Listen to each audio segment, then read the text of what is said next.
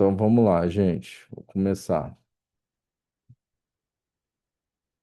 Como eu estava dizendo, nós vamos apresentar o livro A Vegetariana, da autora Han Kang, e juntamente com um texto do Pedro Castilho sobre o livro, que vai ser publicado agora.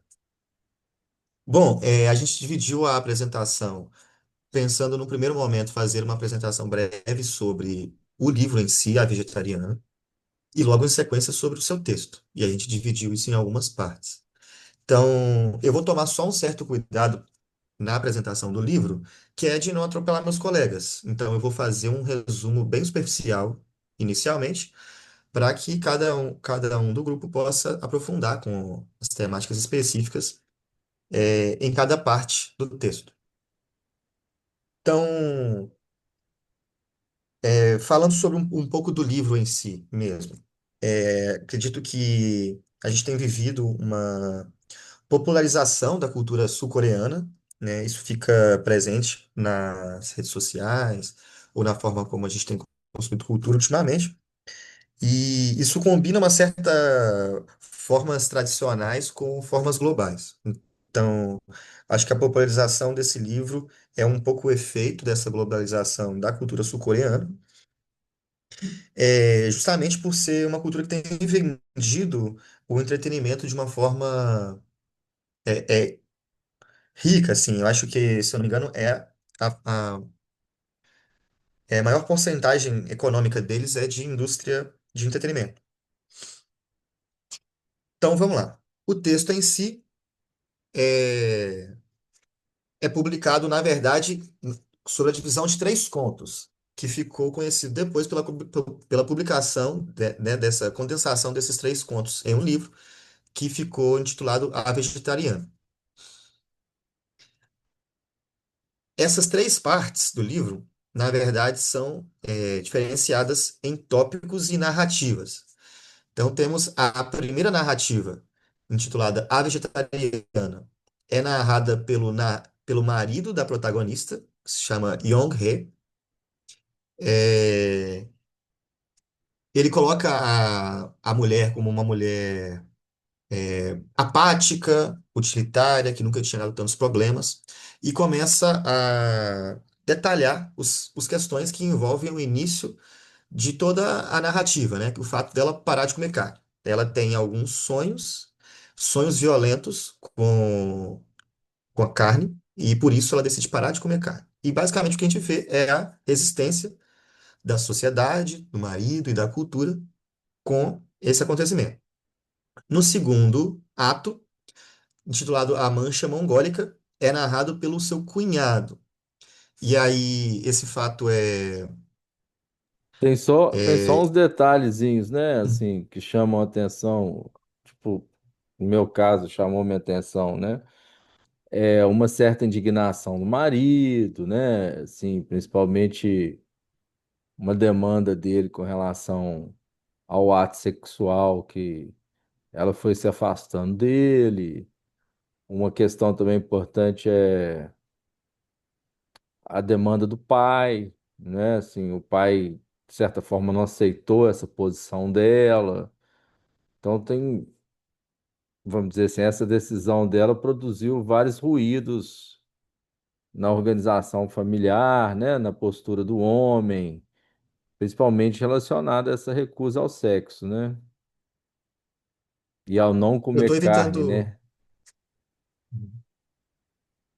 Eu estou evitando ser específico demais aqui, porque meus colegas vão tratar desses temas Ah, tá, posteriormente, tá? desculpa, Então, desculpa, é, é Felipe. uma, é mais para a galera entender, assim, superficialmente, como o texto se organiza, basicamente. Pelo menos nesse primeiro momento. A segunda parte do texto, né, a mancha mongólica, que é o interesse do cunhado por uma mancha específica que a protagonista tem no corpo, e o seu interesse artístico de retratar isso em um filme. Então, toda essa parte do texto se orienta pelo interesse em como ele vai atrás dela para pintá-la e produzir um certo vídeo que, que inclui também um parceiro e questões sexuais também.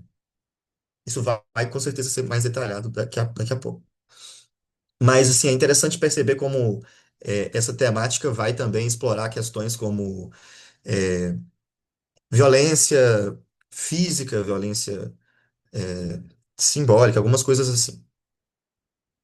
E a terceira parte, que é a parte final, titulada Árvores em Chama, que é narrada pela irmã.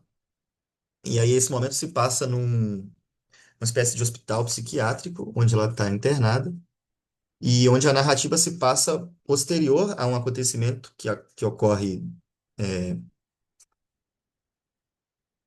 logo na sequência desse acontecimento lá, durante a fotografia, durante a filmagem. E é onde mais ou menos demonstra também como ela vai lidando com essa espécie de transformação que ela vai fazer, se transformando em uma planta. Então, são basicamente esses três tempos psíquicos que a gente pode entender. Primeiro, ela começa com sonhos violentos, com carne, e começa a parar de comer carne. No segundo, ela recebe o corpo pintado e começa a se identificar com uma planta. E no terceiro tempo, é mais basicamente esse processo de identificação radical com uma planta, uma espécie de transformação em planta. Agora, assim, estruturalmente o texto se organiza dessa forma, mas colocando a minha curiosidade assim para apresentar para vocês, é interessante perceber que a protagonista em si ela não tem falas muito presentes no texto. Assim. O que a gente tem é acesso aos sonhos dela e a algumas respostas que ela dá aos personagens principais que estão narrando cada um desses tópicos. Então dá uma sensação de que a personagem não tem uma voz. E como ela, assim como ela de fato não tem, né, ela não narra parte alguma do texto, ela também responde de forma muito pontual. Então, dá esse sentimento de que ela é uma pessoa que está sofrendo uma espécie é, de violência sem muita simbolização, assim. E eu acho que, como introdução, eu acho que eu posso ficar por aqui e deixar meus colegas terminarem a apresentação. Até porque nosso grupo é grande, então vai ter muita gente para apresentar. Tudo bem? A narrativa da Yong-Hye, ela vai se construir principalmente a partir de dois elementos centrais, a carne e as flores. E a gente vai falar um pouquinho sobre essas duas marcações. Começando com a carne. O significado da carne na vegetariana se relaciona principalmente com a recusa da tradição e com essa aderência e essa recusa da aderência aos costumes, né? A carne vai trazer a presença da violência, uma marca das estruturas sociais e vão evidenciar esse lugar da mulher na cultura coreana. Então, a decisão da Yoon-hye de deixar de comer carne, ela vai parecer no início uma decisão individual, mas que ela vai se revelando como uma forma de resistência às normas patriarcais e às expectativas sociais.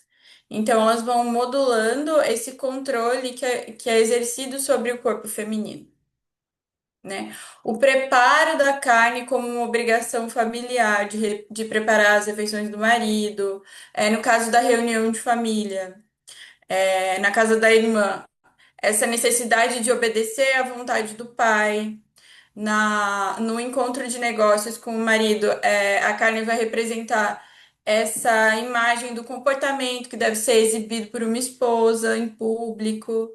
E também a presença do marido identificado muito com a carne, né? Ela sente o cheiro da carne nos poros dele e não chega mais perto dele. Então, essa construção da carne, ela vai trazer toda uma recusa de um lugar que a Yong-hye ocupava muito bem, né? Desse sujeito esvaziado sem desejo, que vai recebendo esses lugares sociais e ocupando eles.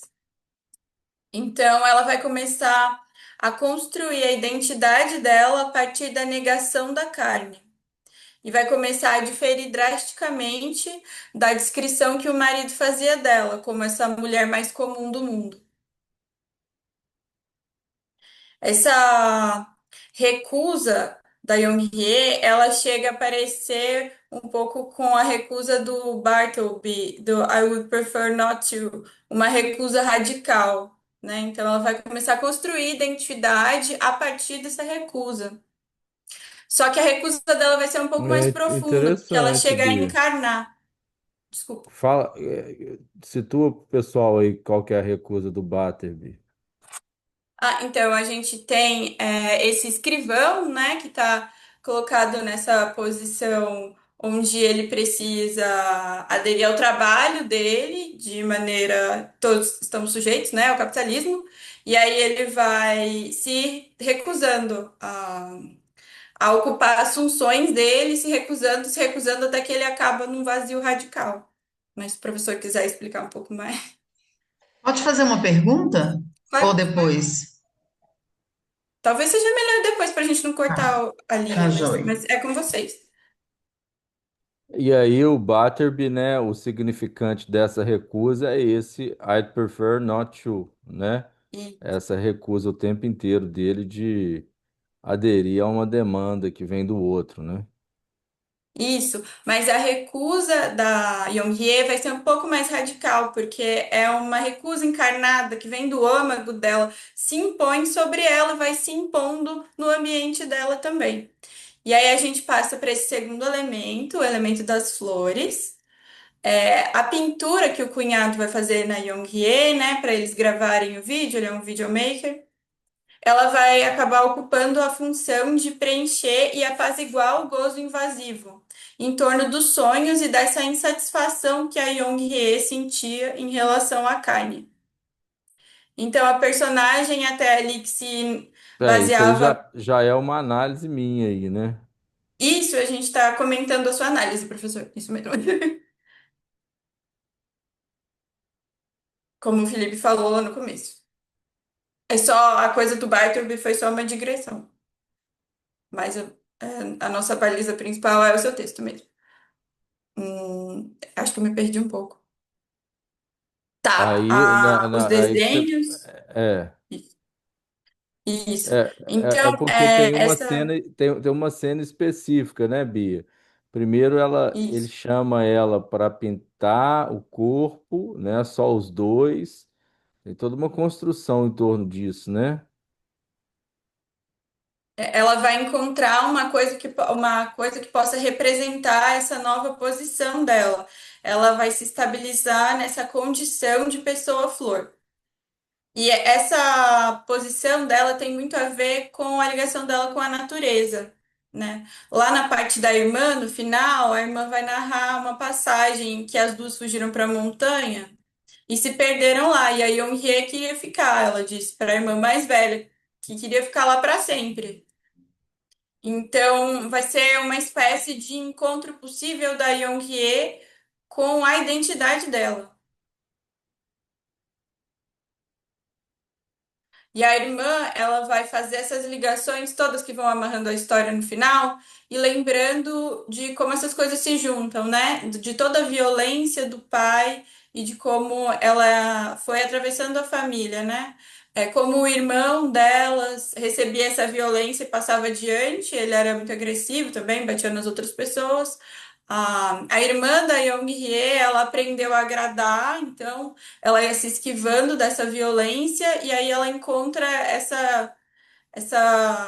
esse lugar da Young-hye, que ela era a pessoa que recebia toda a violência. E aí toda essa violência vai ficando presa nela com o tempo e ela só consegue romper com isso através dessa nova posição vegetal dela, que remete a essa coisa da infância da Young-hye, desse desejo e dessa vontade de se unir com a natureza.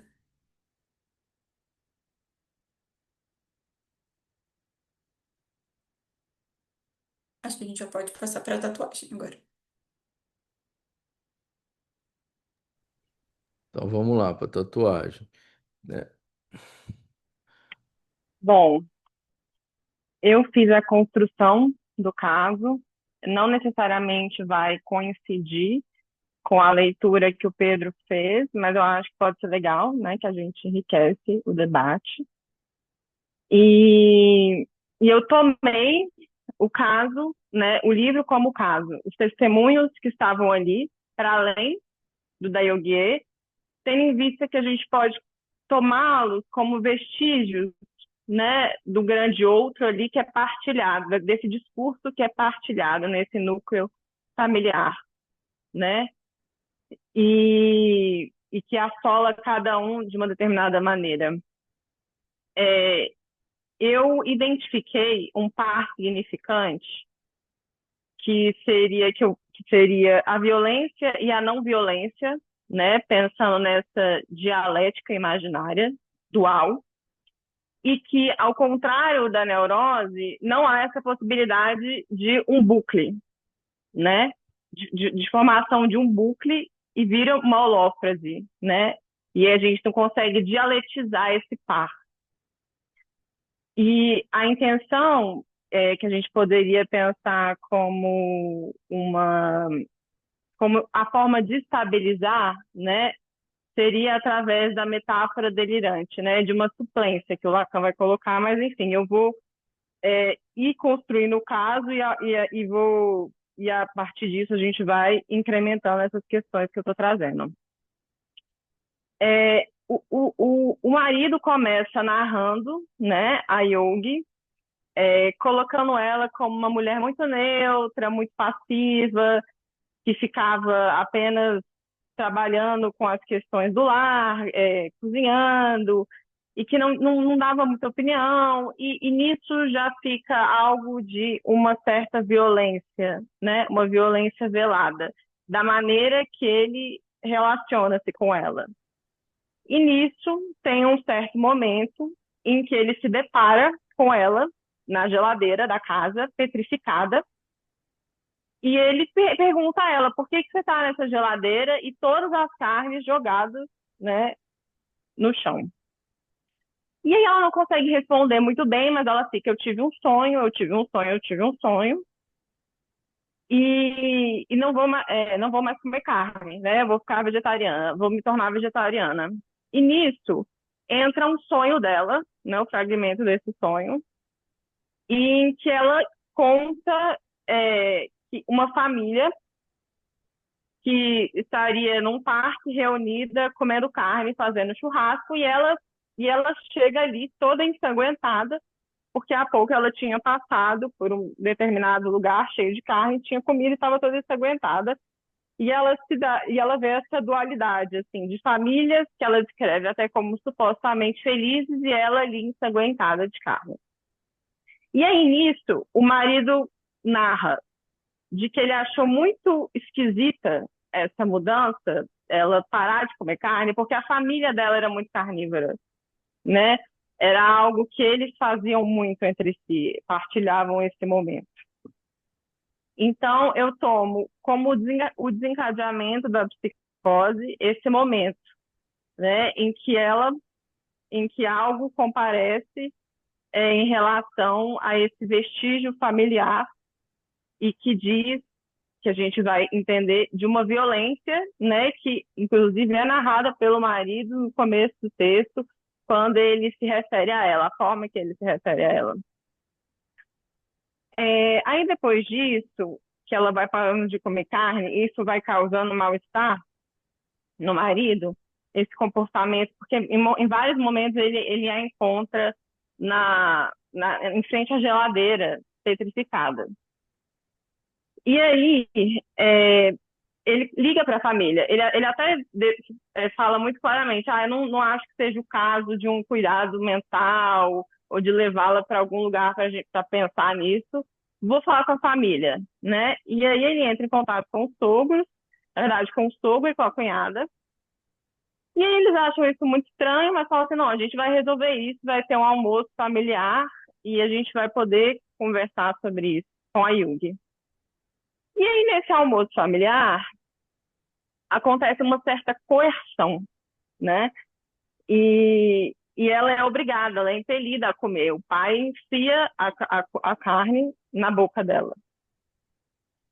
E aí, nisso, ela reage, ela acaba cortando os pulsos e acaba indo para o hospital. E é muito interessante, porque nesse momento, a irmã até tenta impedir, assim, porque o pai bate nela, o pai é muito agressivo nesse momento. Ela fala, não quero comer carne, não quero comer carne, mas isso não é o suficiente, né, essa fala. E ele vai e parte para agressividade com ela, e ela corta os pulsos. E aí, nisso, o cunhado, né, que é esse que ela vai ter uma relação a posteriori, ele a leva para o hospital, para ela ter os devidos cuidados. É, o marido se separa dela, ela começa a morar sozinha, e, e nisso a gente entra na parte do cunhado, né, na narração do cunhado, porque até então era do marido, até esse episódio da família, né, dessa desavença familiar. Nisso, quando entra nessa parte do cunhado, ele relata um certo desejo por ela, né? Algo que a gente poderia pensar como moralmente infeliz, mas a gente vê que tem uma certa, que esse encontro possibilita uma certa ética para ela no sentido dessa direção do tratamento, assim, de poder apaziguar isso que ela estava vivenciando. E outra coisa que eu esqueci de falar.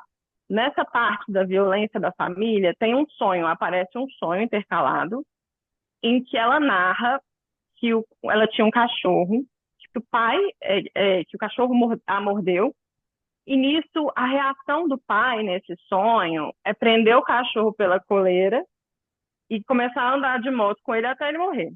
Assim, e correndo até ele morrer. E isso explicita, né, essa violência, assim, abrupta desse pai, assim, como que isso não tem uma mediação, né? É assim, te mordeu, né, vai morrer. E esse cachorro morre, e inclusive eles comem esse cachorro no sonho dela, né? Eles jantam esse cachorro. Então, assim, tem algo de uma relação, né? Quase que literal entre comer a carne e a violência, né? E aí a gente passa para esse outro momento em que a narração é do cunhado, em que ele diz dessa esse certo fascínio por ela, e é até curioso porque o marido dela, da Jung, ele também relata um certo fascínio pela irmã dela. E, e aí nisso ele vai relatando esse fascínio, ele trabalha, ele é artista plástico, ele trabalha com isso, e ele tem essa fantasia de que eles poderiam criar um curta e que ela seria a modelo, né? E que ela estaria pelada e que ele pintaria é, flores, né? Vegetações. Ele trabalhava com isso. Ele pintava flores, vegetações. E ele tinha um fascínio por isso também, pela natureza, enfim. É um certo encontro que a gente pode colocar quase como também algo da ordem do acaso, isso que eles partilham em comum, né? Mas enfim, ela vai isso só fica claro depois, né? Enfim. Aí ele faz esse convite a ela, ele vai à casa dela, faz esse convite a ela é, para que ela seja essa modelo e ela topa. E aí nisso ele vai a pinta e ele convida um outro modelo, né, para estar na cena com ela, e a ideia dele é que eles pudessem transar efetivamente. Ele queria filmar essa transa entre eles. E aí o modelo, ele recusa quando ele percebe que é dessa ordem, ele fala, não, não topo, não vou. E aí nisso ela diz a ele, nossa, mas eu tava excitada, eu fiquei excitada com esse momento, e aí ele propõe, vamos então nós dois? E, e aí eles fazem, né, tem esse momento, e é interessante porque ela diz de um apaziguamento a partir do momento que ela tem essa inscrição no corpo dessa vegetação. E que daria para a gente pensar, que eu vou dizer mais à frente, mas que vegetação não deixa de ser um deslizamento metonímico, né? Vegetariana, vegetação, floresta. E, e aí nisso e para além disso, né, esse encontro que ela teve com esse cunhado é o primeiro encontro no livro que ele diz de de um certo afeto, né, que vai contra esse lugar da violência e do anulamento, do autoritarismo, né, dessa coerção. é realmente efetivamente um encontro, tanto que ele pergunta a ela, por que você não parou de comer carne? Mas não nesse lugar acusatório, mas nesse lugar de um interesse genuíno de entender por que ela tinha parado de comer carne. E é interessante que no final do livro, ela até fala, ninguém quis me compreender, ninguém quis me escutar e entender qual é a lógica, né, desse sujeito, que não é essa lógica do discurso científico, né, de que assim, se você parou de comer, você tem que comer, senão você vai morrer. É outra lógica, né, dessa que se trata. E, e aí nisso, eles têm esse encontro e ela consegue, e ela para de ter esses sonhos, depois que ela tem esse desenho, esse desenho, essa inscrição no corpo, e ela diz: eu parei de ter esses sonhos, eu parei de ter um incômodo no meu peito que antes eu tinha, e que esse incômodo estava ligado com esses sonhos, com esse desconforto, enfim. E aí, é, depois disso, eles acabam se relacionando, e a irmã pega os dois na casa dela. E é interessante, assim, que ela coloca uma condição, quando eles vão se relacionar, que ela fala assim, que não é tipo assim, porque a condição não é dessa ordem, você é esposo da minha irmã, não tem como. Não é, a lei não é dessa ordem. A condição para ela é a seguinte: desde que você esteja pintado também. Você também precisa estar pintado. E, e aí a irmã pega essa cena, ela fica totalmente desarvorada e liga para um tipo SAMU, né, de lá. E aí eles pegam os dois e aí um guia é internada, a sua revelia. E aí nisso começa a narrativa da irmã, né? Porque a irmã começa a visitar a Yoongi e fala também, né, dessa frustração, como foi difícil tê-la pego nessa cena, mas o que fica para ela é que ela foi abusada, né, por esse cunhado, assim, porque ela estava num estado de saúde em que ela não teria esse discernimento para fazer isso ou não fazer. E aí nisso a gente parte para essa parte da irmã, parte para essa parte, mas assim, esse momento dessa narrativa da irmã, em que ela recupera uma cena, porque a Yogi ela estava ficou cada vez mais magra, e o que o hospital fazia era muito parecido com a conduta do pai, que era você vai comer à força, você vai comer à força, você vai tomar na veia, e ela vomitava, ela repelia esse conteúdo, essa comida. Porque é isso, o deslizamento metonímico seria: eu não posso comer carne, mas chega um momento que é assim, não posso comer nada, que eu sou uma planta, né? Ela se identifica como uma árvore. E aí a gente vai entender que essa identificação que acontece se dá quando a irmã recupera uma cena e ela faz uma relação dessa cena. Ela lembra que quando elas eram pequenas, para fugir da violência do pai, porque o pai era muito violento, sobretudo com a Yogi, porque a Yogi ela era mais reativa ao que o pai propunha, às demandas do pai, né? Ela respondia de uma forma mais reativa e ela acabava sendo agredida por esse pai, que para fugir disso, elas iam para a floresta. E aí nessa floresta, a Yogi fala, vamos ficar aqui? Não vamos voltar, não? Então a irmã faz essa relação, né, de que seria um apaziguamento dessa violência, essa floresta, né, estar nessa floresta, e inclusive quando a Yogi está internada, ela foge para a floresta e ela fica em posição de árvore, e eles a encontram lá. Então, pensando nisso, né, na construção desse caso, e nesse par de significantes que a gente poderia colocar como violência e não violência, porque a psicose se dá nesse lugar de que não é possível essa dialetização, e a gente pensando nesses deslizamentos, né, de que a violência, ela chega, é a carne, é o cheiro da carne, até porque ela tem uma hora que ela fala para o marido: você está com cheiro de carne, você tem cheiro de carne, né? Então é violência, é cheiro de carne, É, mas o que que eu coloquei aqui? Deixa eu ver.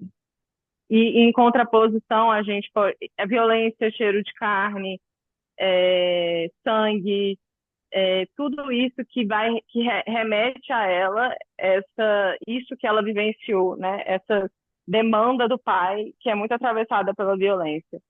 E em contrapartida, em contraposição, a gente coloca a árvore, a vegetação, ser vegetariana como esse lugar do apaziguamento, né? De tanto que se ela tivesse sido tratada por um psicanalista, por exemplo, a gente poderia pensar, né, que uma forma da gente suplementar, fazer essa suplementação desse saber, né, desse significante que falta ao saber, seria justamente nomeando, né? Porque o Lacan coloca isso, que a metáfora delirante seria uma nomeação, né? Nomeando, por exemplo, nossa, me parece que você vivencia muita violência na sua casa e você se sente apaziguada com essa floresta, quando você vai para a floresta.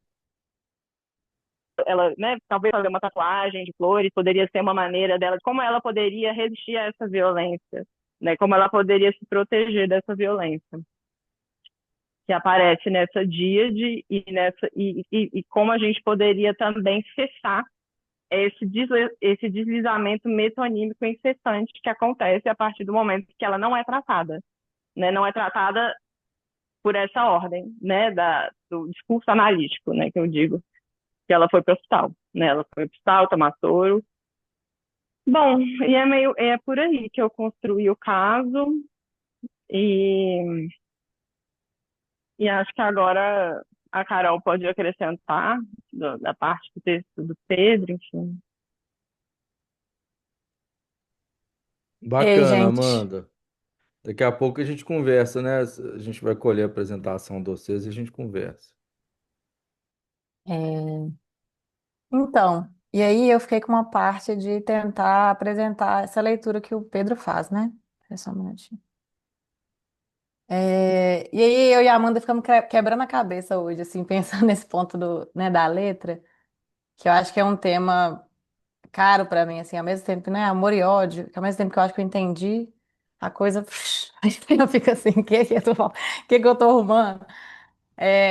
Mas eu acho que assim, né, o Pedro, vou fazer uma leitura, né, assim, a partir do que o Pedro colocou no texto, que ele, né, interpreta, não sei se alguém tá com dúvida ainda, mas acho que não, o caso como uma psicose, né, e o ponto central é a falha do significante em organizar esse corpo, né, assim, nesse caso podemos perceber que o gozo invade sem mediação, pensando nesses pesadelos, né, assim, a violência, o sangue, o pesadelo não é interpretado, ele invade, né? É uma experiência onírica que se impõe como real.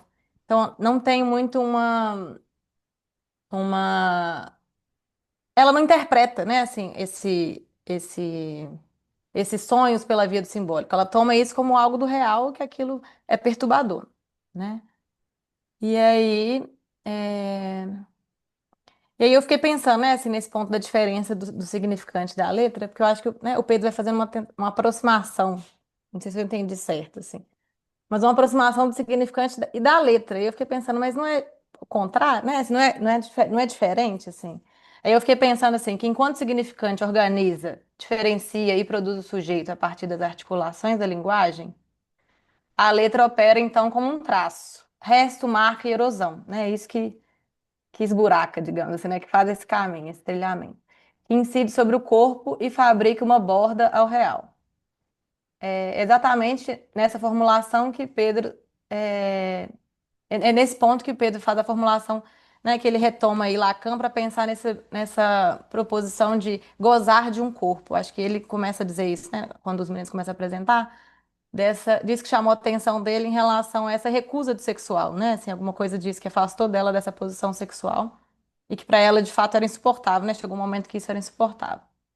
E aí, então, gozar de um corpo não é simplesmente habitar um organismo ou experimentar essas sensações, mas de entrar numa relação singular entre corpo e linguagem.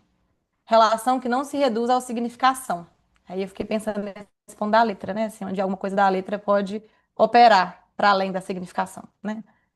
Então, gozar de um corpo implica em reconhecer que há um traço deixado pela linguagem, uma escrita que marca o corpo para além da cadeia significante. É isso que não faz cadeia, mas de algum modo tem alguma coisa da marca ali inscrita. O trauma estrutural do ser falante, acho que, né, Pedro também vai tomar esse ponto da não relação sexual, que eu acho que é fundamental, assim, para pensar, até na simetria desse ponto do cunhado, nesse momento, né, assim, sexual ali com a Jungier, que enquanto para ele estava sendo alguma coisa do erótico, da estética, né, assim, alguma coisa desse ponto que amarrava para ele, nesse ponto sexual, para ela estava dizendo de um lugar de uma amarração vegetal, né? Assim, ela estava numa outra organização psíquica, era um outro tipo de relação ali. E aí eu acho que o texto, né, do Pedro vai escancarar essa marca assimétrica, né, digamos assim, para pensar a não relação sexual. Não é um encontro aí, né? E aí, é, a não relação sexual, então, abre um furo que nenhum saber simbólico recobre. Daí que cada sujeito precisa inventar um modo de lidar com esse buraco, né? Assim, pensando nas invenções que surgem a partir disso, para cada sujeito lidar com essa impossibilidade de ter um significante que dê conta, né? Assim, desse ponto da relação sexual. Então, pensei aqui, né? Assim, tentei organizar o texto assim para eu lembrar do que o Pedro falou. Mas gozar de um corpo, então, não é algo natural, né? Depende da linguagem. O significante marca o corpo, traços, inscrições e afetações. Eu fiquei pensando se esse ponto tem a ver com a letra, né? Assim, nesse sentido, é onde me bagunça aí. E essas marcas localizam esse corpo, o corpo que sente, deseja, sofre, enfim. O significante é a causa de gozo. Acho que ele vai voltar sempre nesse ponto, assim, né? Para pensar nesse corpo que se goza, né? Assim, gozar de um corpo. Aí eu fiquei pensando, né? Nesse ponto, o texto recorre à teoria lacaniana para aprofundar a análise. Lacan afirma que o gozo está ligado ao corpo e que o significante deixa marcas materiais, chamadas por ele de letras. Eu fiquei pensando se isso que você estava dizendo no texto, né? Assim, sobre a materialização do significante é a letra nesse sentido. Eu fiquei pensando nesse sentido, né? A materialidade do significante, para além da cadeia, né? Então a letra não comunica nem representa, ela marca, borda e contorna. Os desenhos vegetais, nesse sentido, podem ser entendidos como operações de letra, inscrições que não pretendem transmitir sentido, mas dá forma a um corpo que escapa a todo tempo. A pintura funciona como traço corporal que cria consistência onde o simbólico falha. Então, onde ali o significante não operou, né? Assim, tem uma falha nesse significante, o sujeito vai dar, né, vai inventar alguma coisa nesse sentido, onde a letra possa operar né, fazer essa operação de contorno, que no caso da Yongue foi essa, onde ela conseguiu acolher, né, assim, essa pintura que o cunhado faz, e ela percebe que aquilo tem um efeito importante, né, assim, ela até diz de que depois dessas pinturas, ela queria que ficasse para sempre, que ela não queria que saísse, ela nem toma banho, né, assim, em um certo momento, para que isso continue. Porque ela vai dizer também que quando essa pintura, quando ela tá, né, assim, com esse corpo pintado, isso faz uma amarração com um efeito tão importante que ela para, inclusive, de ter pesadelos, esses pesadelos que ela vinha tendo em relação a esse horror, né, assim, a carne.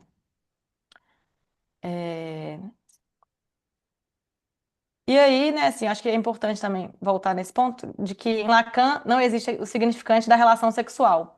Não há palavra, lei que organize a posição sexual. Isso deixa um buraco estrutural na linguagem. Cada sujeito precisa inventar algo para lidar com esse buraco, né? Assim, que pensando nesse caso é a invenção que a Jung faz assim, né? Eu acho que ela vai se deparando com isso e isso tem um efeito e ela acolhe isso como algo importante. E aí Lacan, né, o Pedro traz também, que Lacan vai afirmar no Seminário 20 que o que está escrito não deve ser compreendido.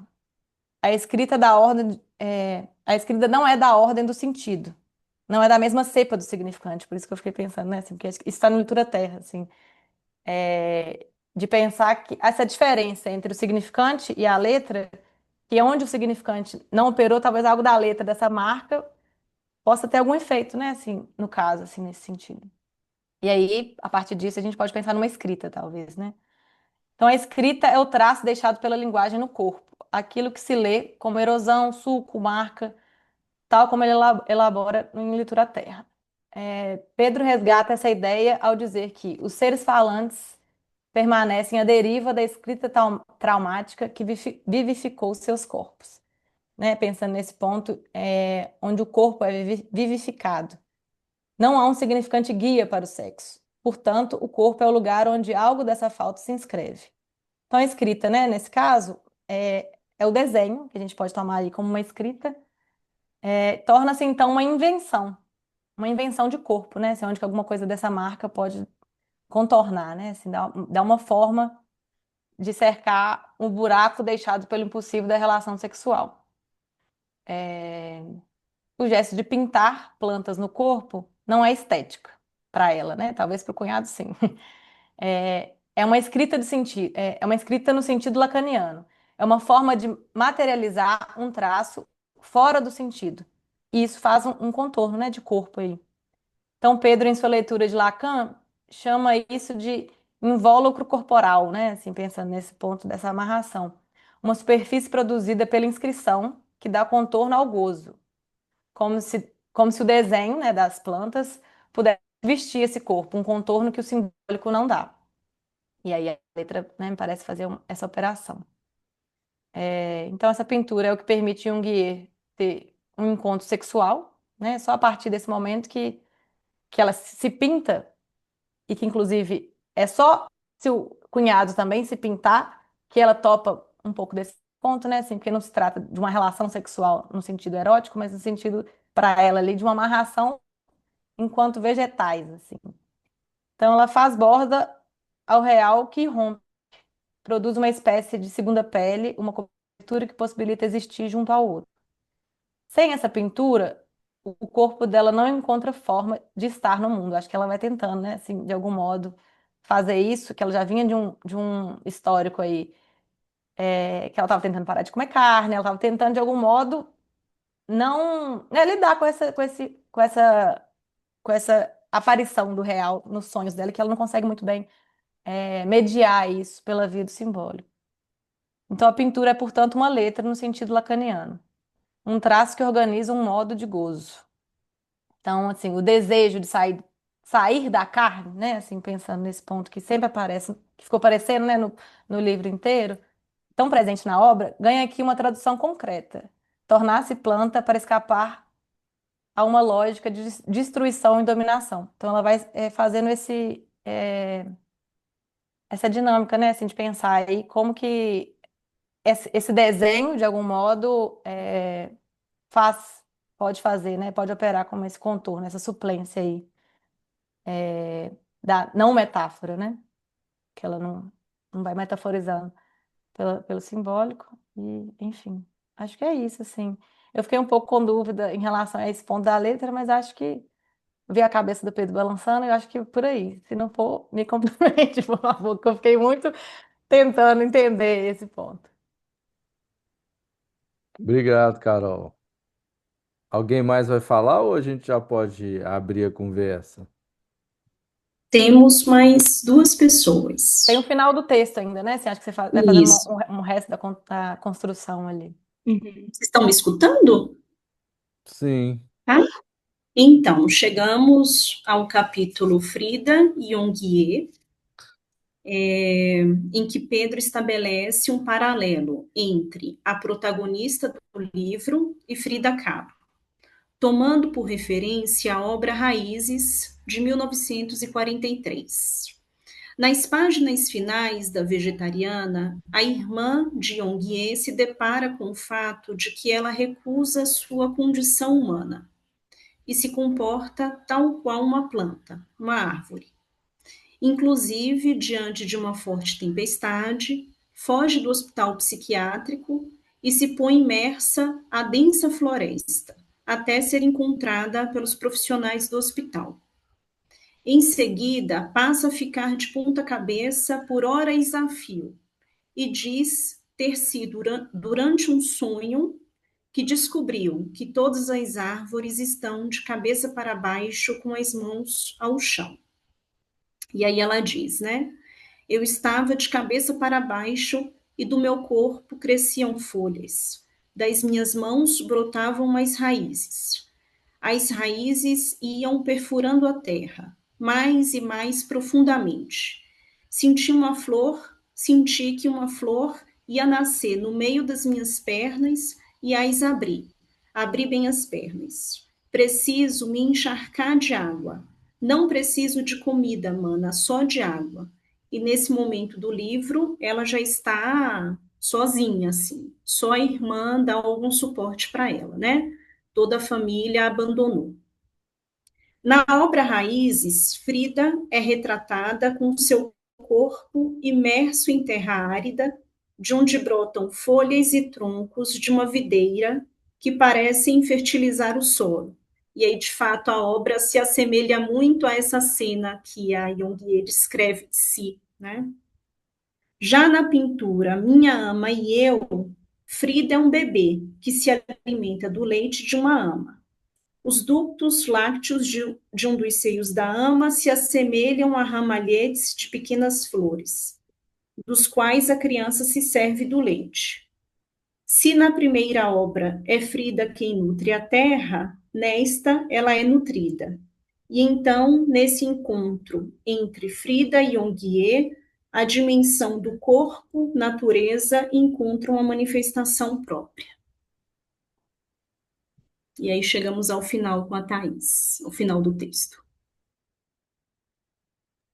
Essa obra da Frida Kahlo, eu conheci assim um pouco en passant, vamos dizer. Eu estava escrevendo o texto, um dia eu estava folheando as obras completas dela e me deparei com essa pintura.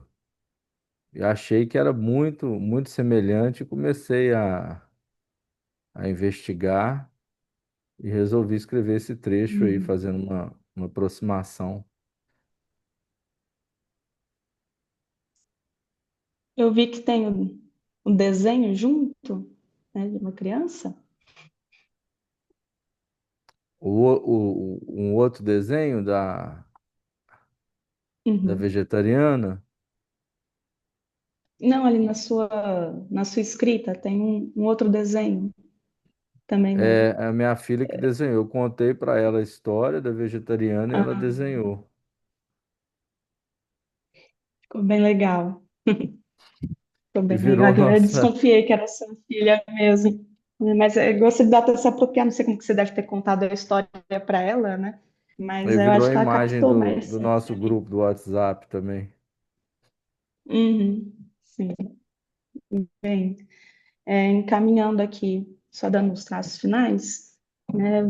Você, Pedro, você colocou, né, o Entre Mundos, né, uma análise literária. Eu estava pensando aqui dentro do que você escreveu, mas reformulando aqui também, né, dentro da minha leitura do texto. Porque o tempo inteiro, na hora que eu estava lendo, era, causa esse impacto de violência, né? É um texto que, dentro de um lirismo, dentro de uma. Você não dá a impressão que você está levando um tapa na cara na hora que você lê o texto, mas eu não sentia assim em muitos momentos. E aí, de repente, emerge uma cena, uma ruptura, alguma coisa, alguma lacuna, né? Que a gente se sente invadido por uma extrema violência. Então, vem aquela cena de alguém tentar forçar uma carne nela, ou então é, né? Ou então cenas, né, de abuso de alguma forma, né? O corpo do homem, do marido querendo procurar o corpo da esposa e não sendo autorizado, né? Aqui, ó, Então gente. parece que Só, o só um texto. minutinho, Thaís. A Elis que fez o desenho aqui, ó. Vem cá, Elis, o pessoal daqui querendo conhecer você que fez o desenho da A desenhista. vegetariana. Aqui, ó. Foi ela que fez.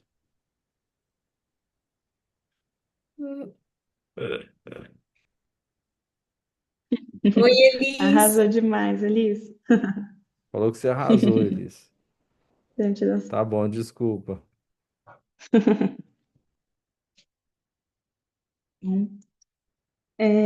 Mas enfim, é essa condição, né, do texto que você comentou ali, que está entre uma brutalidade, entre uma tensão palpável, né? Mas ao mesmo tempo tem esse quê do onírico, mas também tem alguma ternura, né? Parece que todo o texto tem essa ideia de uma luz e sombra, né? Então, tirando momentos muito específicos, eu colocaria desse modo que você apresentou, que não dá uma sensação. É um texto que causa estranheza. Pelo menos, assim, para além do que eu li aqui no seu texto, eu colocaria o das Anheims como uma possibilidade de leitura, né? Esse estranhamento que o texto nos dá, né? De uma familiaridade, uma família tradicional, né? Costumes, um ritual que para aquela família era tão cara, né? Esse ritual da carne, uma coisa tão apreciada, e que, de alguma forma, é, nós podemos ver que a personagem principal acaba sentindo uma culpa se apoderar muito fortemente dela, né? Como se ela saísse entrasse numa posição de quem ataca a carne, né? Então, esse desdobramento que podemos perceber do texto, dela com ela mesma, dela com a forma que ela vai ressignificar todos esses atributos de dominância, né, acerca da vida dela, acerca do próprio corpo, pelo menos eu li que, já que ela não consegue lidar com a forma da voz, como se a garganta dela estivesse fechada durante todo o texto, né, uma pessoa embudecida, silenciada, até pelos três narradores, né, nada sabemos direito a parte da voz dela cortada, mas em geral é uma personagem muito muda, então nós a conhecemos a partir da relação dela com o próprio corpo, né? Esse corpo que tem que, de alguma forma, ser uma espécie de contradispositivo de poder. No final, você coloca a ideia de que é um corpo político, é uma história que conta um corpo político, justamente esse corpo que o Foucault ele anuncia, né? Que perpassa, né? Todos os corpos perpassam por uma ideia de uma instituição, essa rede da família, pelo discurso médico, pelos diversos discursos, e que são um dispositivo de poder. E a forma que a protagonista consegue se organizar a partir dessa leitura nossa, como que eu posso de alguma forma oxigenar esse corpo, né? Esse corpo sem voz, né? Uma planta não tem voz, mas ela respira. A planta parece que tem esse atributo de pureza, né? Então, vou minguando esse contato de me sentir uma predadora nos sonhos, né? Com sangue, ela sentindo o cheiro de carne, né? Essa posição, será que eu faço mesmo? Não quero compactuar com essa ideia, o meu corpo ele não suporta repetir esses traços familiares ou dessa sociedade que se impõe, né, contra mim. Então, passarei agora a tentar me oxigenar até o ponto de só restar uma fotossíntese, né, para continuar viva, né? Essa ideia desse corpo não de que ela deseja morrer, né? Mas é a forma que ela tem de criar e inventar uma nova forma de vida, né? Uma nova forma de conseguir continuar habitando, né? Esse espaço, né? Eu fiquei pensando que me lembra muito uma ideia de um romance, na verdade, de formação, né?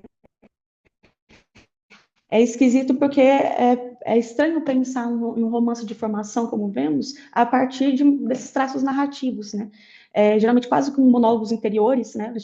Monólogos interiores psicológicos de três narradores e da própria personagem apenas essas lacunas, como eu já comentei antes, mas que dá essa sensação de que vemos esse crescimento da própria personagem limiar aí com esses traços, né, de loucura, com esses traços de psicose, mas de um reposicionamento, né?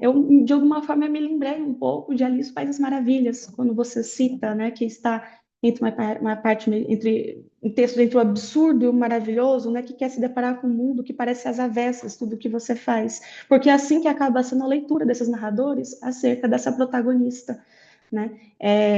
Eles acabam odiando essa protagonista, acabam não entendendo ou erotizando e de alguma forma não tem um real acesso a ela, né? Pelo menos um acesso mais próximo. Então parece que ela tem que reinventar esse mundo, né? Recriar esse mundo, pegar as coisas a partir de uma nova lógica, né? Não uma lógica invertida, mas uma nova lógica para ela se subjetivar, né? Então eu fiquei pensando o tempo inteiro de quando você coloca essa ideia do fantástico, né, dentro do texto, ela não deixa de ser uma Alice, na verdade, né? Uma pessoa que não teve uma infância que ela pôde se reestruturar por estar emudecida, e agora ela está podendo dar uma nova ordem, né, a partir do único espaço que ela ainda conhece, pelo menos um pouco de si mesma, né? Esse espaço que ela também não reconhece tanto e ao mesmo tempo reconhece aquela cena do espelho dela de se reconhecer e não se identificar, em que ela se vê, né, nos sonhos, né? Eu reconheço isso que acontece no meu corpo, ao mesmo tempo não sou eu, né? Então eu colocaria assim como uma finalização assim desse da, de tentar interpretar esse romance a partir de olhos literários também, em que essa objetivação que faz dela, que ela se torna um objeto do texto, né, na verdade esconde essa grande proporção de uma pessoa, né, que está se formando e que infelizmente ela define, né, vai definhar no final, mas que a parte assim que, aliás, apesar de tudo, ela não deixa de ser uma heroína da própria história, né, diferente da irmã, que apesar de ser uma sobrevivente, ela acaba se adaptando demais, tá? Como um animal darwiniano, né? Ela se adaptou tanto ao próprio ambiente que agora parece que está sendo comida e devorada por ele.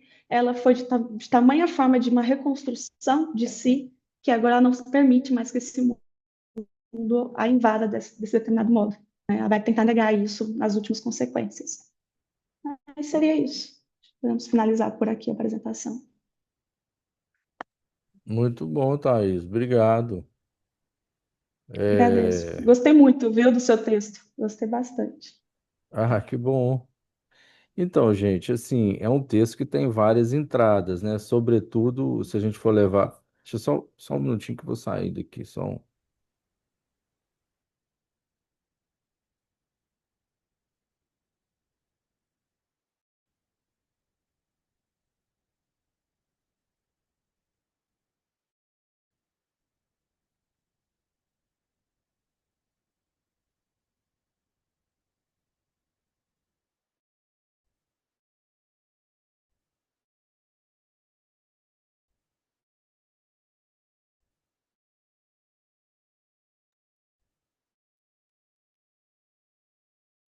Então, gente, é um texto que tem várias entradas, né?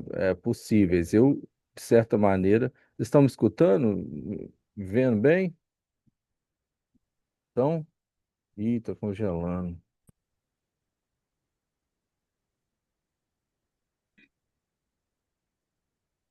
Vocês estão me O ouvindo Pedro bem? travou para vocês também? Vocês estão me ouvindo? Então, tá tranquilo? Agora sim.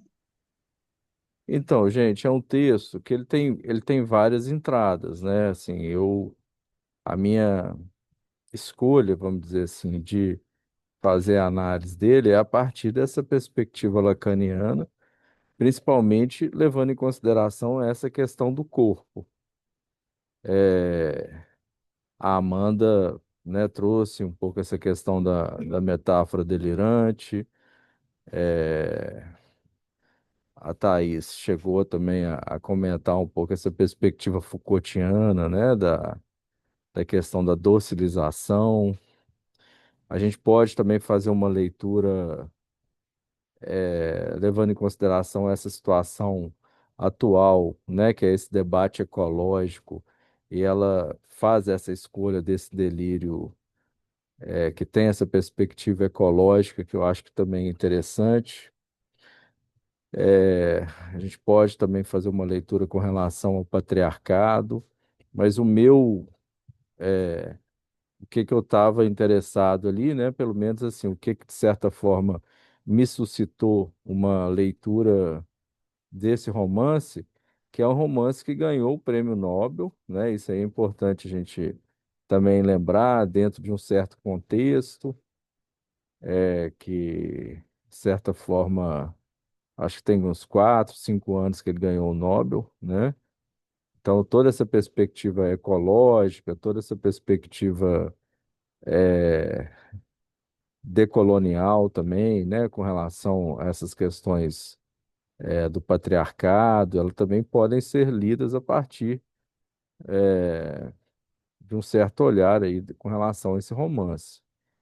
Então, não foi o que que a minha escolha principal, né? O que que me veio à tona quando eu li o romance foi exatamente esse momento que ela tem esse contato com o cunhado, ela tem esse corpo com esse desenho, né?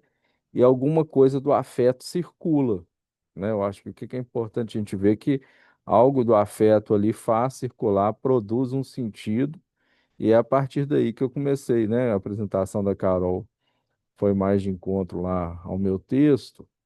É a partir daí que eu comecei a pensar esse sem sentido que a letra, o encontro com a letra no corpo produz um efeito de sentido, apesar de não ter sentido, vamos dizer assim, né? Então é um sentido a partir do sem sentido. O que que me veio, né? Foi exatamente esse momento que a gente pode pensar em um certo momento de suplência. Não foi é, uma análise que a gente poderia levar em consideração que esse sujeito ele se estabilizou completamente, né? Se organizou a partir de uma suplência. Foi um momento ali de uma suplência, mas ela não conseguiu resgatar aquilo e acabou fazendo uma escolha mais no campo do delírio do que da suplência, né? Mais no campo ali da metáfora delirante, né? Então foi um pouco o caminho que eu escolhi para fazer a análise desse romance, né? Mas tem vários caminhos possíveis, inclusive dessa articulação, dessa docilização do corpo, desse corpo que resiste, né? Um outro momento eu até cheguei a escrever um, um texto sobre a noção de corpo na psicologia. E aí eu começo a escrever essa ideia de corpo. Primeiro, o corpo como cuidar de si, eu procuro eh, as, as referências do Foucault na hermenêutica do sujeito para pensar um pouco esse lugar do corpo como cuidar de si. Depois eu entro para trabalhar um pouco essa noção do corpo a partir dessa ideia de docilização. Depois o corpo a partir da perspectiva freudiana de narcisismo, depois o corpo imaginário, depois o corpo topológico, depois o corpo sem órgãos, né? Assim, as várias perspectivas de corpo que a gente tem no campo da psicologia, no campo da psicanálise, né? Mas eu acho que nessa perspectiva mais clínica, né, o intuito aqui, né, que a gente está vendo, primeiro o Burroughs como um autor, né? E quais são as questões que a gente pode extrair a partir dessa ideia de autoria, né? E a partir do uso da letra que esse autor faz, a partir das considerações que ele tem sobre a questão da escrita e como que ele se apropria disso, né? A gente viu na última aula como que tem essa dimensão da invenção ali. Agora já não é mais um autor, né? É um personagem. Eu acho que a autora coreana ela não tem nada de psicótica, né? A escrita dela é bem organizada, bem amarrada, ela flui bastante, né? Tem uma crítica social, é uma escrita que eu gosto, assim, que é gostosa de ler, né? Não me parece ser uma autora psicótica, mas ela tem uma personagem que é uma personagem psicótica, né? Então, é uma outra forma da gente se apropriar aí da questão literária. E essa personagem me lembra também muito, não sei se vocês conhecem o livro do Peter Green, o filme do Peter Greenaway, que é livro de cabeceiro, The Pillow Book, que alguém conhece esse filme? Não conhece, não? Esse filme é muito interessante, que é um casal que começa a escrever é, é, frases japonesas, né? Não são as frases, ideogramas japoneses nos encontros que eles fazem. Então tem essa dimensão do corpo, tem essa dimensão da escrita. Acho que valeria a pena vocês assistirem. Chama O Livro de Cabeceira, do Peter Greenaway. É um livro, é um filme dos anos 90. Tô ficando velho mesmo, hein? É, então, que remete um pouco a essa cena da vegetariana também, né? É, alguém gostaria de comentar um pouco o que foi discutido, alguma passagem? A gente pode continuar. Vocês estão me vendo e ouvindo bem?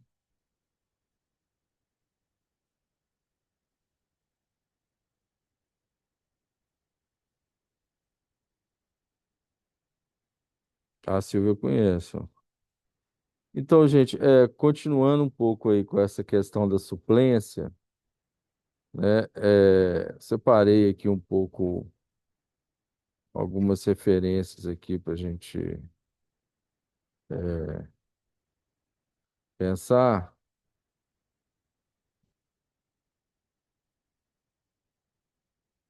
né? Então, o- a forma que eu entendo desse romance seria a partir dessa ideia de suplência, né? A palavra suplência, ela tem a sua origem no, né, que vem do latim, que quer dizer supplício, que significa preenchimento ou suplemento. Esse último vocábulo, por sua vez, deriva do verbo latino que quer dizer suppletare, tá? Então, toda a ideia, né, de suplência parte um pouco da própria origem etimológica da palavra, né? No português, suplência refere-se à ação ou efeito de substituir alguém temporariamente, como encargos ou funções. No campo psicanalítico, o conceito de suplência demanda uma análise mais atenta. Ela começa a entrar com mais evidência na obra do Lacan, principalmente quando ele vai trabalhar as possíveis estratégias de suplência do ego para ele lidar com as falhas no nobo romeano. A conhecida tendência de sujeitos psicóticos de se envolverem com a escrita combina com os efeitos, né, que produzem uma certa calma, um certo apaziguamento, né, o que vai produzir um efeito de corporal para esses sujeitos. Indica que podem existir bordas alternativas. É, o Lacan, ele já fazendo uma investigação dos momentos que ele usa isso, ele vai propor a ideia de suplência em 1956, né, depois dos seminários da psicose de 53, tá? Ah, mas já trazendo a partir da ideia da ausência do nome do pai. Essa investigação da suplência, ela funciona como um mecanismo para enfrentar os desafios decorrentes, né, da ausência do nome do pai, da ausência simbólica, né? Então, aquilo que a gente já viu na nossa última aula, né? Então, diante de uma impossibilidade do sujeito de responder a partir de uma posição ou masculina ou feminina diante da inexistência da relação sexual, o sujeito psicótico ele vai responder criando uma certa suplência para dar conta disso, né? Então, quando eu faço esse recorte para a gente ver essa dimensão da invenção, o que que eu tenho interesse nesse romance é um pouco compreender como que ela responde a essa demanda do outro, né, diante dessa impossibilidade que ela tem de responder a partir de uma posição feminina ou masculina, a partir da inexistência da relação sexual, né? Acho que, né, quem lê o romance, isso aí vai ficar claro, né? Nas suas investigações, Lacan elucida as implicações significativas da incompletude desse outro. A suplência, portanto, é entendida como uma função limitativa que organiza o gozo, né? Então, no lugar desse sujeito ter um gozo invadido por esse real, ele vai criar uma certa, uma possível organização desse gozo, né? E que não passa por uma organização fálica, né? O sujeito neurótico, se ele vai numa sessão de análise, se ele conversa, ou seja, a partir da dimensão da fala, ele consegue organizar um gozo ali, né? Que de certa forma está produzindo uma angústia, né? No caso do sujeito psicótico, tem essa dimensão inventiva, né? Que o sujeito é convocado ali, de certa maneira, a tentar inventar essa possível organização. Então, a suplência, ela tem essa dimensão de organizar, né? E ela passa por invenções singulares que permitem um certo apaziguamento, um certo efeito de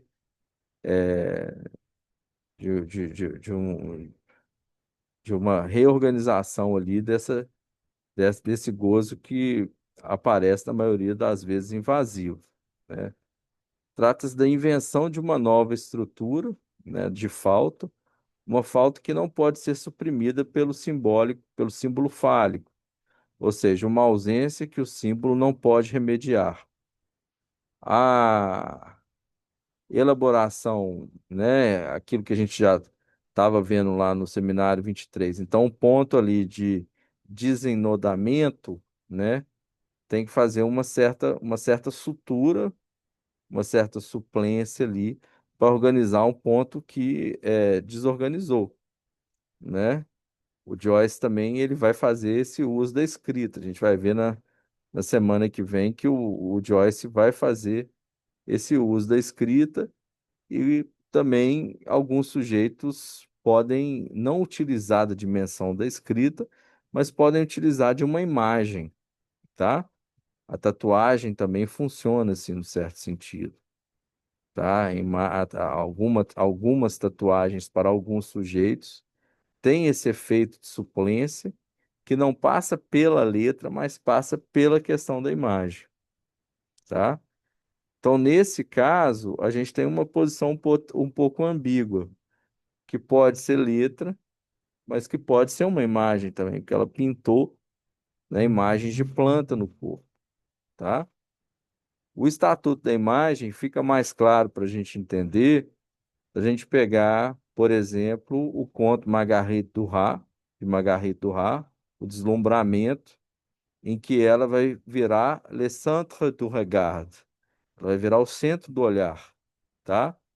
E aquela imagem que ela vê o Richard Strater entrando no baile, né, um ex-namorado entrando com a mulher dele, aquela imagem vai, de certa maneira, percorrer todo o romance, o deslumbramento, porque tem esse estatuto de suplência também, tá?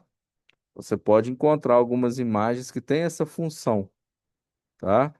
Inclusive foi trabalhado muito no campo lacaniano como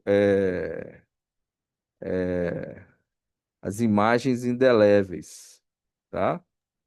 Quiser Pedro, essa investigar. imagem pode ser tomada como letra ou não? A imagem é imagem, Pois letra é é, letra. ela tá sendo tomada mais como imagem mesmo, entendeu? Essa dimensão da imagem que ela tem um estatuto de condensação, entendeu? Uhum, Que ela não precisa da letra para ela ser fixada. Ela tem um uhum, estatuto ali de uma certa condensação, muito mais entre o imaginário e o real do que entre o imaginário e o simbólico, por exemplo, né? Então ela uhum. tem esse Sim. estatuto, né? O que, O por Miller exemplo, a gente... fala de imagem rainha. Você já leu esse texto do Miller? Mas esse é a imagem rainha, mas esse é mais antigo, né? Esse é tipo de É. 98. Quem trabalha isso mais agora como imagem indelével é o Maleval, Uhum. É porque me tá? lembrou essa ideia da imagem rainha do Miller, esse ponto. de uma imagem que vai fazer uma função de amarração, né? Assim, não como letra, mas enquanto imagem. Esse é mais antigo, assim, esse do Uhum. Miller, tipo, deve ter uns 30 anos. Quem tá falando mais disso agora é o Maleval, deve ter uns 7, 8 anos, né? Eu E posso esse fazer a está, pergunta que eu ia fazer então, porque tem a ver com isso? pode. É justamente sobre isso, porque eu queria perguntar para o grupo, como que surgiu essa aproximação do caso do escrivão, do Bartleby, com a vegetariana, nesse ponto do eu prefiro não. Porque eu trabalhei na jornada de cartéis agora, justamente um texto do Miller, um livro que chama Desarraigados, que não está tá só em espanhol, em que ele vai exatamente dizer do caso do Bartleby, não é como sendo um exemplo do que ele chama de clínica do deserto, de desertificação do ser. Eu não li a Vegetariana, quero ler, mas aí com essa aproximação me pareceu mais interessante ainda. Só que a questão é, o que o Maleval, inclusive, diz nesse texto aí que eu acho que o Pedro está fazendo referência, e que o Miller vai falar da desertificação, o Lacan também diz disso, é justamente o que acontece quando não há uma imagem indelével a fazer suplência para a ausência do fantasma fundamental nas psicoses. Então, nas psicoses ordinárias, em que não há o fantasma fundamental, porque é uma psicose, né? Mas não há uma imagem indelével que faça uma certa suplência desse enquadramento que o fantasma opera, quando não há isso, o sujeito fica justamente jogado às traças, ao deserto do ser, né? A desertificação do desejo, etc. Mas aí a gente está falando de psicose ordinária, não de psicose desencadeada. Aí eu fico pensando, assim, pelo que eu já ouvi falar da vegetariana, muito bem um desencadeamento da psicose, não uma psicose. Aí eu queria saber se quando o grupo fez essa junção aí com o caso do Bartleby, se é num momento ali que na vida ocorrido o desencadeamento, né, pré-desencadeamento, que aí sim eu imagino que faça sentido esse estado de desertificação, né, pré-desencadeamento. E aí a coisa não é amarrada, não é nada, faz suplência, sujeitar ali no puro deserto, e enfim, e aí há um desencadeamento. Acho interessante o grupo fazer essa junção do Bartleby com a vegetariana, porque é o que eu estava usando lá para essa escrita da jornada agora, mas que vai por outra via. Aí só queria saber do grupo isso, como é que surgiu essa associação, foi alguma coisa que leram ou foi é, pela via de né, alguma referência bibliográfica que o Pedro indicou, ou foi uma questão que surgiu para o grupo mesmo? É isso. Eu acho que não foi nem o grupo, né, Silvio? Foi a. Isso, eu esqueci o nome desculpa, da colega. Eu não tô tentando ver aqui onde é que está a colega, acho que ela está com a câmera fechada. Foi Eu não a estou vendo ela Laura? aqui mais. Não É. lembro. Né? Mas foi aquela hora que eu falei que queria fazer a pergunta, assim, porque a coisa me tocou aqui. Mas enfim, estou endereçando ao grupo, porque eu não estou localizando a colega aqui mais, desculpa. Aí estou assim, o grupo, entendeu? Mas assim, essa referência ao Batterby, ela é antiga. O Deleuze talvez tenha sido o primeiro a falar. Eu tenho esse livro aí do Millet, Desenraizados, mas eu não li, não. Mas essa do Batterby aí, né, os franceses adoram. Então, não é só o Millet que gosta, não. Não sei se ajuda aí. Deleuze Não, mas a minha adora. questão era para o grupo, assim, se essa aproximação entre a vegetariana e o Bartleby, que é um caso que todo mundo conhece já, muito utilizado, etc., etc., se surgiu assim da leitura do texto, do livro, ou se o grupo pegou em alguma referência bibliográfica, porque eu queria ir lá também para poder ler sobre isso, entendeu? Era uma pergunta para pesquisa mesmo. É, o Entende que eu, assim? o que eu vi era que o Fábio estava trabalhando esse livro aí, estava fazendo uma live sobre esse livro, Fábio Belo.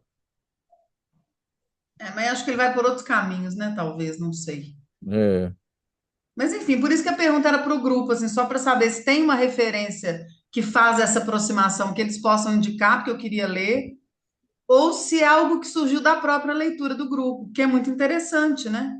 Aí eu queria saber em que momento do livro essa coisa ocorreu para o grupo. Assim, se é. eu acho que é interessante esse detalhe, assim, da denegação na psicose, sabe? Assim, né? Se a gente for começar a perceber um possível desencadeamento, os dois começam a partir dessa postura, né? Não tem um elemento ali delirante, mas tem um ponto ali de o início de um desligamento do outro, que é esse processo da denegação, né?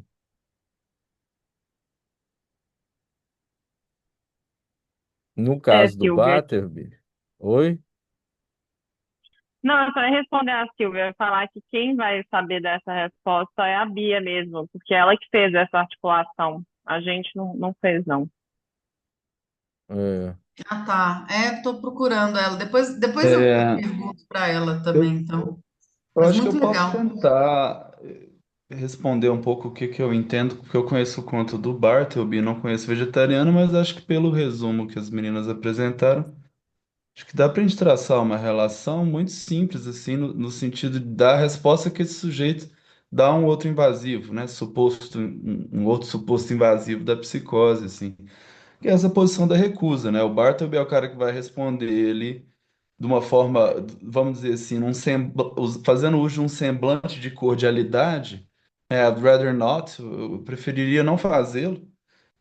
E, enfim, né, acho que também a gente tem que entender que o Bartleby é um conto e aqui é um romance muito mais, vamos dizer assim, descritivo, mais longo, né? No Bartleby acho que tem muito mais de uma pequena sacada e uma coisa que a gente vai ver, sei lá, por exemplo, num Borges, assim, de pegar uma operação lógica e levar ela à última consequência. Acho que a questão do Bartleby, o exercício do Melville é meio esse, assim.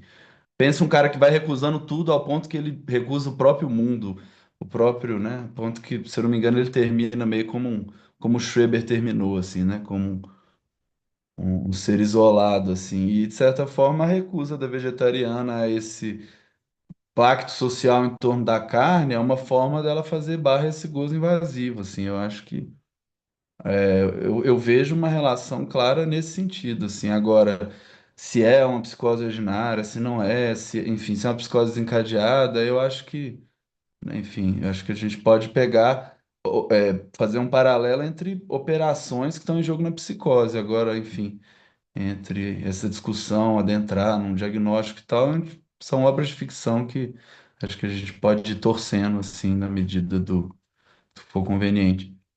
Mas é isso, eu vejo um paralelo possível entre esses dois, essas operações de recusa, assim, de usar de uma espécie de, né, o vegetarianismo é um movimento, né, algo que está de alguma forma representado no laço social, tem uma função de semblante, assim. Então, assim como a anorexia pode às vezes ter esse papel para um sujeito psicótico, de, né, de fazer essa barra ao outro por meio de um certo discurso que está no social, por mais que talvez o sujeito não tome isso como um ponto de enunciação exatamente, mas como exatamente como tomar emprestado essa função do semblante. Não sei se a lógica de make believe é um pouco, enfim, por aí, mas o paralelo que eu faria era esse. Interessante é isso mesmo, parece que ser vegetariano, não li o livro, tá? Mas pelo que o pessoal falou, é uma espécie desse compensatório make believe, né? Do fazer parecer, né? Alguma coisa que enoda o sujeito, que evita que ela fique na errância, por exemplo, né? Ela tem algo ali do qual ela faz uso. Mas no caso dessa desertificação do ser, da clínica do deserto, lá que o Maleval vai trabalhar muito bem, mas já que tá lá no Miller, no Lacan, etc., não há isso, né? É justamente esse estado de vazio absoluto. E para o sujeito se enganchar em algo que o localiza é dificílimo, Ele é exatamente o vazio, né? Que não há nenhum rezamento possível e né, nada que faça o compensatório make-believe aí.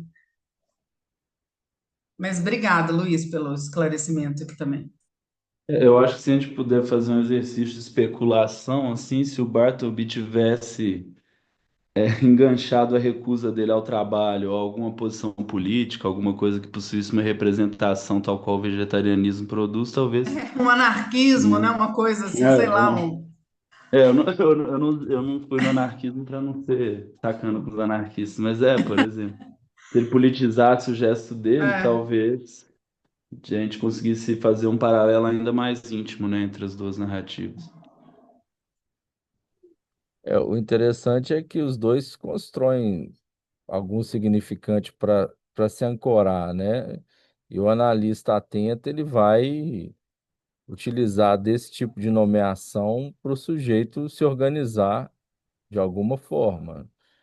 É, Isso vai contra totalmente uma terapia cognitivo-comportamental, que tem essa perspectiva mais adaptativa, né? Então, né, é melhor não fazer, né? Esse significante, essa metáfora delirante que a Amanda trouxe, né, para pensar essa questão da planta, do vegetal, né, são elementos ali que funcionam como formas de amarração para esses sujeitos, né? E que aí é um pouco esse lugar do analista no tratamento das psicoses que tem que ter essa sensibilidade para nadar contra a corrente. Porque as exigências morais, as exigências culturais, elas querem abraçar esse sujeito e adaptá-lo, né? Então tem Ah, toda desculpa uma. aí, gente. Eu caí aquela hora e não consegui voltar, mas eu acho que Ah, Bia, tem o uma Luiz questão aqui para você. que estava explicando, explicou bem, mas eu queria falar para a Silvia que essa aproximação não veio do Maleval. Na verdade, se você puder até mandar esse texto, eu achei muito interessante lá no grupo. Essa imagem radical da recusa do Melville no Bartleby é uma coisa que o professor Fábio Belo usou bastante na aula dele. Acho que foi uma disciplina que eu fiz uns 2 anos atrás. Então, essa aproximação veio dessa imagem da recusa radical que ele trouxe só dando crédito. Mas não, ele não estava falando da vegetariana. É só uma imagem radical da recusa. Aí, tá vendo, gente? Acertei, ó. Eu tinha falado que o O Fábio texto do estava Maleval trabalhando está no nisso aí. livro da Convenção de Antibes. Acho que eu até botei o PDF no grupo, não foi? A Psicose Ordinária, a Convenção de Antibes. Acho que eu botei no Ah, grupo aí o obrigada, PDF, Silvia. ó. Você processada, hein, rodando PDF aí. É crime, hein? Fica o registro. Mas se ele tá ali, depois eu coloco o título dele, é um texto. O Maleval requenta algumas ideias, mas ele é muito bom, eu acho, para organizar o que ele vai retomando, assim, né? O que ele está dizendo ali não é nada inovado, assim, original dele, mas ele organiza muito bem, e justamente o texto tem um trecho que se chama Clínica do Deserto, e o trecho posterior, o item posterior, se chama Imagens Indeléveis. E ele leva alguns casos do que ele chama de clínica do deserto e alguns casos de imagens indeléveis. É muito clínico o negócio, o texto. Fantasia no sujeito psicótico, é uma coisa assim o nome, mas está lá no. Vou lembrar se é isso mesmo, tá? Eu coloco lá no grupo se é esse nome mesmo. Mas eu acho que é um texto fundamental, assim, muito clínico, muito ilustrado, porque ele leva casos muito Ele legal de é, ler. ele é muito bom. Então, essa distinção, né, gente, que é importante, da questão da letra e das imagens, né? E às vezes eu acho assim que elas podem se confundir. No caso da vegetariana, eu compreendi um pouco a partir dessa ideia de letra também, né? É, Mas continuando, então, né, que a partir Mas, dessa ideia. Pedro, Oi. desculpa te interromper, mas eu não entendi muito essa diferença que você colocou. Você pode falar um pouco mais? Então, a questão da imagem, ela é uma imagem, né? Como no caso da Margarita Duras, por exemplo, a imagem da cena do Richard Stetter entrando uma imagem, né? Uma tatuagem, por exemplo. A letra tem a função do escrito, tá? Vou desenvolver um pouco mais a questão da letra aqui, mas a imagem é uma imagem, né? Só que é uma imagem que fixa, tá? Porque para a gente pensar na organização da imagem a partir do estágio do espelho, o que que vai, de certa maneira, organizar a imagem? Lacan não tem a referência da letra para trabalhar no estágio do espelho, então ele vai colocar o eixo A linha, né, e um outro eixo que é o eixo do significante. O que que vai, de certa forma, organizar a imagem é o significante, tá? A imagem por si só, ela não se organiza. Essa hipótese da imagem indelével, ela tem como prerrogativa a ideia de que ela consegue se fixar sem o significante, sem a instância da letra, tá? Então, outro estatuto. A letra não. A letra ela é algo que faz esse litoral, que toca o real e que, né, o neurótico tem a letra, ele vai encontrar essa letra no final da análise, mas o psicótico pode fazer um uso da letra, né, no caso do Burroughs, no caso da vegetariana, um uso bem singular para produzir uma fixação ali que vai produzir uma organização corporal, né? Então, não Professor, passa.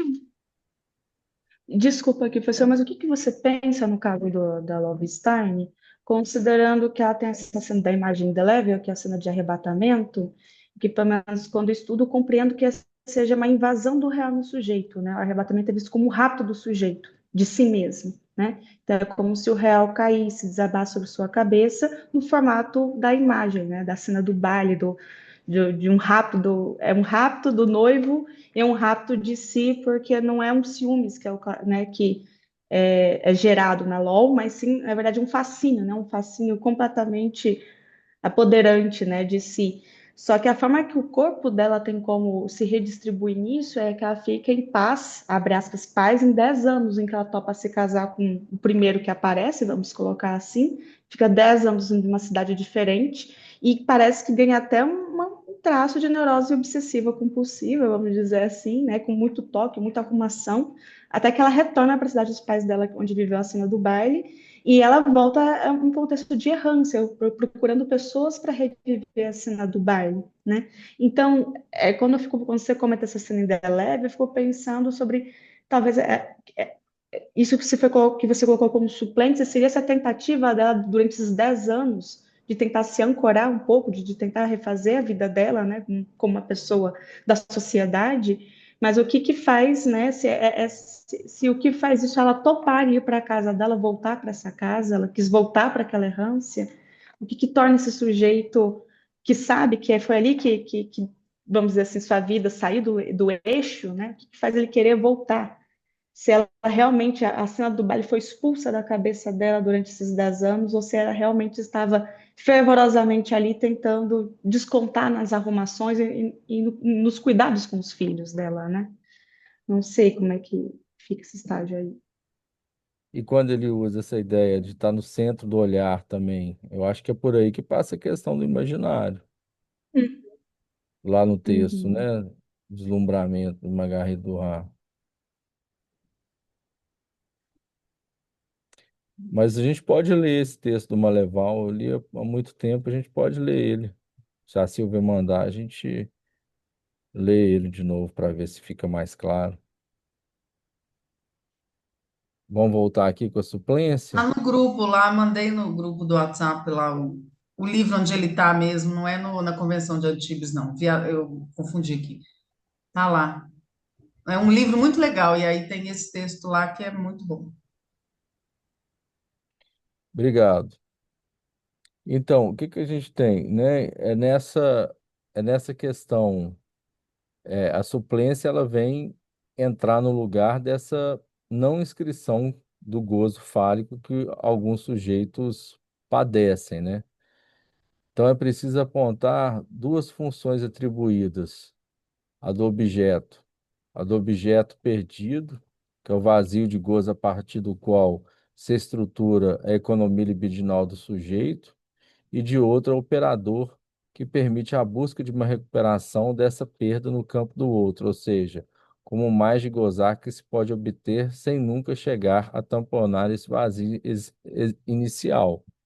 Então, o sujeito, quando ele perde esse objeto, né, vamos dizer assim, um neurótico, ele vai ter talvez uma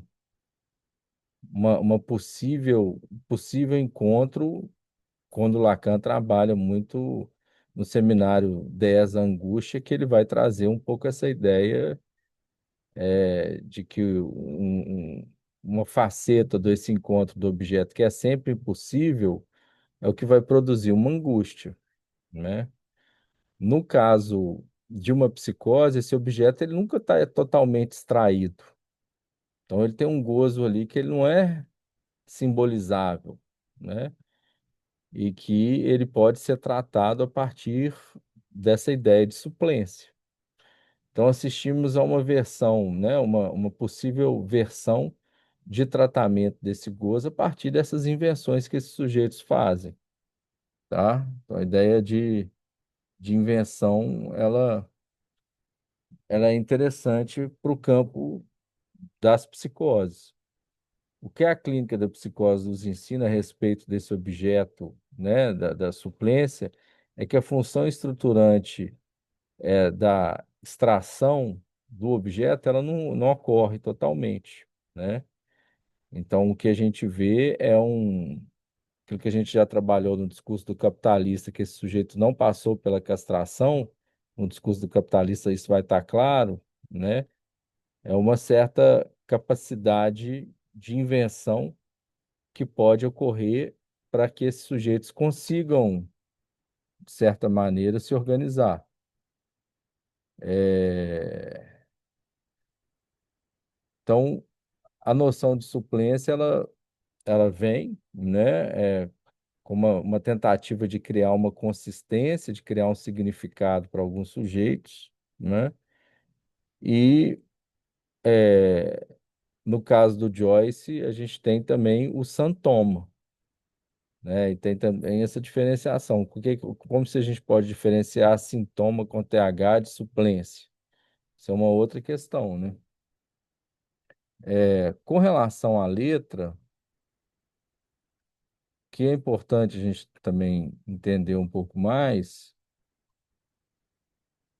é um pouco como que Lacan trabalha isso, principalmente no texto dele, gente, no Seminário 20, né, que é um seminário, talvez o seminário mais importante do Lacan, né? Nesse seminário tem uma lição que é a função do escrito, que é né, que ele vai trabalhar muito a partir principalmente a partir do discurso do analista. Qual que é o lugar do escrito, né? É, E a letra, ela entra muito nessa ideia de produzir sentido naquilo que está fora do sentido, né? De tocar o real de alguma forma. Por isso que a gente vê no campo das psicoses esse lugar, né? Da tatuagem, do desenho da planta, alguma coisa fora de contexto, mas que produz o sentido para aquele sujeito.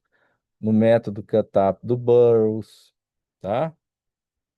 Então, isso se refere à letra, não uma dimensão de. Ela também não é necessariamente uma dimensão de impressão. A letra é impressa como uma representação da palavra falada, dimensão a que ela é frequentemente,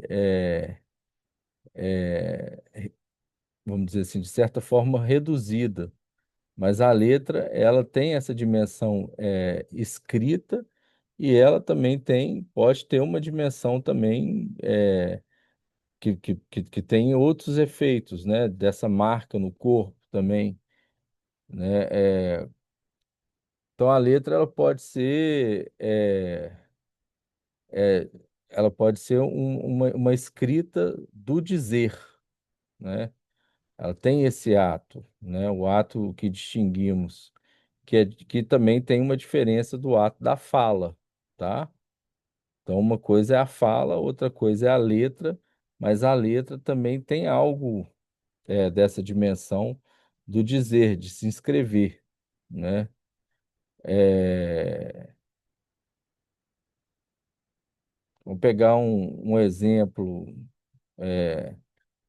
de uma tribo indígena. Eu estava lendo um texto do Bassols.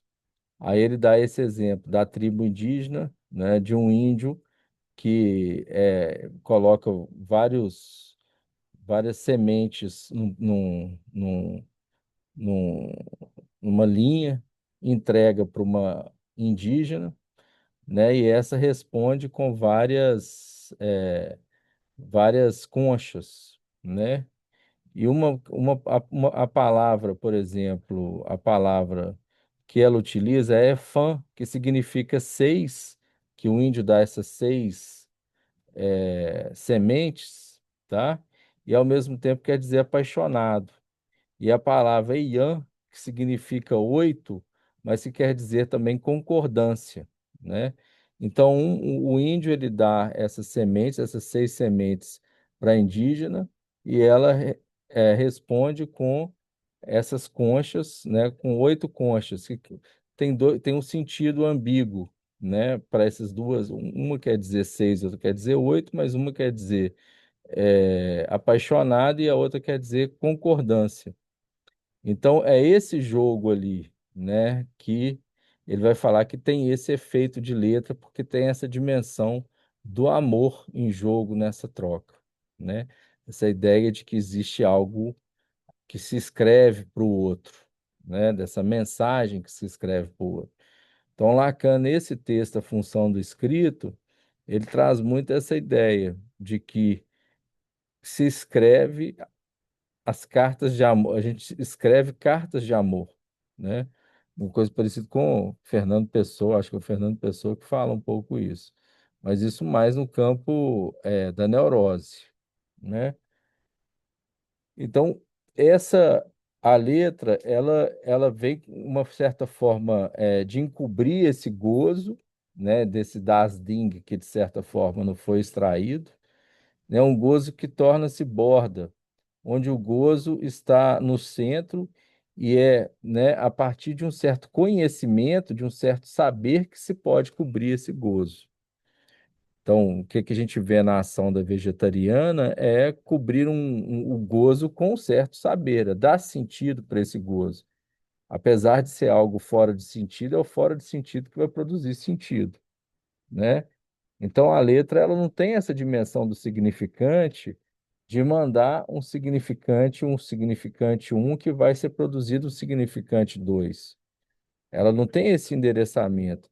Ela nomeia-se por si só. É por isso que ela se organiza a partir de um fora de sentido, tá? É a forma dela tocar o real. Com a letra, né, na medida que se inscreve essa fronteira no real, então é toda essa ideia de que a letra faz litoral. Lacan começa a falar isso quando ele viaja para o Japão. Aí, lá no Seminário 20 ele começa a falar dos sulcos da Sibéria, das marcas de gelo que tem na Sibéria quando ele está viajando de avião.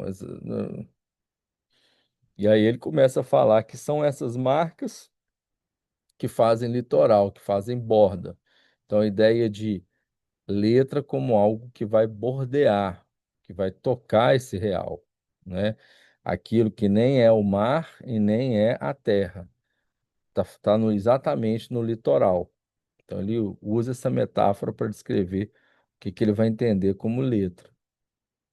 É, Então é essa dimensão da letra que tem essa dimensão também da suplência, né? Que a gente vai encontrar em alguns sujeitos, né? ou a dimensão da letra, né? Ou a dimensão, né, que a letra tem a ver com o escrito, que vai produzir uma possível organização desses sujeitos. É,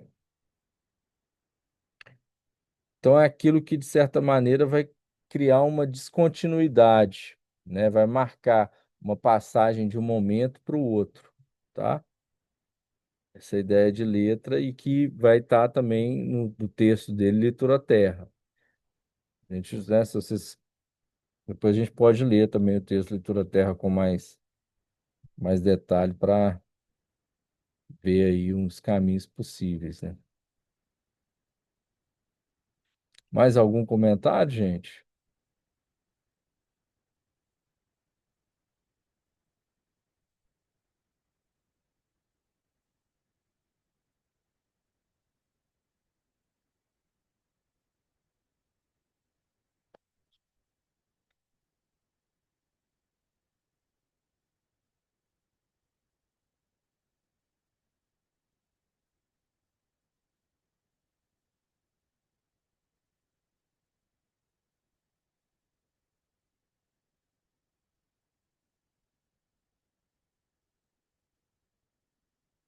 Vou voltar semana que vem, então? Pode ser? Gente, Ok. obrigado pela apresentação, viu? Até semana que vem, então. Obrigado Obrigado ao também. grupo, Foi aos ótimo. colegas, todo mundo, foi ótimo. E Muito aí, bom. segunda-feira tem o grupo do Joyce, ó, terça-feira tem o grupo do Joyce e da tatuagem, né? O Guilherme tá aqui, que é da tatuagem do Joyce. Tem alguém aqui do Joyce? Aqui A é Francisca. Francisca. A Francisca. Ah, Depois, gente, queria eu vou muito pedir, ver, não poderei estar. Boa apresentação para todo mundo. depois eu vou Obrigada, pedir para Silvia. vocês escreverem o nome na lista, tá? Da chamada lá, tá bom? Um abraço para vocês. Tchau. Obrigada, um abraço.